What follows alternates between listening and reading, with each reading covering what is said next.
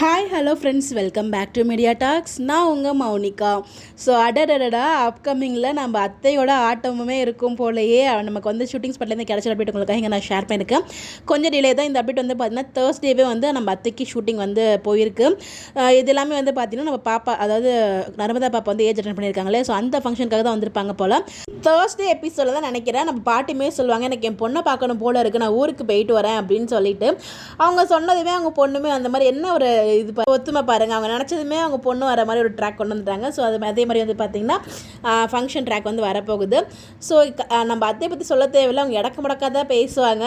அதாவது காவேரி ஃபேமிலிக்கு அவங்க நல்லவங்க தான், பட் ஆனால் அவங்க பேசுகிறது ஒரு மாதிரி பேசுவாங்க இல்லையா, அது வந்து ஃபேமிலி யாருக்குமே பிடிக்காது. பட் கொடைக்கானல் இருக்கும்போது விஜய் ஒரு மாதிரி நக்கலாக பேசிகிட்டு இருப்பாங்க. அவங்களோட அந்த பாண்ட் நல்லாயிருக்கும். அத்தை அண்ட் விஜயோட பாண்ட் ரொம்ப நல்லாயிருக்கும். ஃபர்ஸ்ட் விஜய் பார்க்கும்போது ஹீரோ மாதிரி இருக்காப்லையே அப்படிங்கிற மாதிரிலாம் பேசியிருப்பாங்க. ஸோ எனக்கு தெரிஞ்சு அத்தைக்கும் நம்ம விஜய்க்குமான ஏதாவது சீன்ஸும் வரதுக்கு நிறைய பாசிபிள் இருக்குது. ஏதாச்சும் நம்ம என்ஜாய் பண்ண மாதிரி சீன்ஸ் இருக்கும், நான் எதிர்பார்த்துட்டு இருக்கேன். பார்ப்போம்.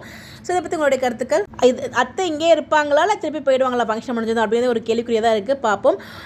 உங்களுக்கு என்ன தோணுது அப்படிங்கிறது மறக்காமல் கமெண்ட்டில் ஷேர் பண்ணுங்கள். இந்த மாதிரி எப்படி தெரிஞ்சுக்க நம்மளோட சேனலை ஃபாலோ பண்ணிக்கோங்க. Bye bye.